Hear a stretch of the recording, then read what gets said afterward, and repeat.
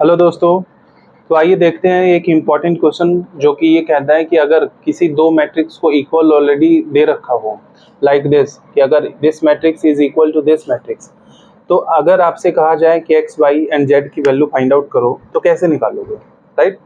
तो उसके लिए सबसे इम्पॉर्टेंट इसके कॉन्सेप्ट्स को समझना है, वो ये कि आपने ये समझना है कि जो भी एलिमेंट्स आप इस तरफ के मैट्रिक्स में ले रहे हो वही एलिमेंट्स इस तरफ के मैट्रिक्स को लेना है एंड उन दोनों को इक्वल रखना है। ओके, मीन्स इस वाले को सिंपली इसके इक्वल रखेंगे, इसलिए हमने x plus Y plus Z को 9 के इक्वल रखा। ठीक, सिमिलरली x प्लस जेड को इस 5 के इक्वल रखोगे एंड y प्लस जेड को 7 के इक्वल रखोगे। ओके, तो सबसे पहला काम तो यही है कि हमने क्या किया, इक्वल रखा।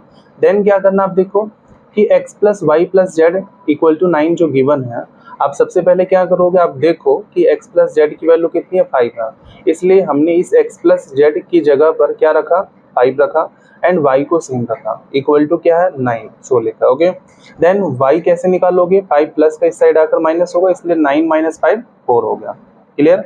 देन क्या करोगे, इसी इक्वेशन को फिर से यूज करोगे, बट दिस टाइम क्या करना, y plus Z equal to क्या, 7 है, इसलिए हम y प्लस जेड की जगह पर क्या लिखेंगे, 7, x को सेम लिखा, इक्वल टू 9 लिखा। तो x इक्वल टू क्या हुआ, 9 प्लस 7, इस साइड आकर क्या होगा, -7। सो 9 माइनस 7 क्या हुआ, 2। ओके, तो हमने क्या निकाला, x।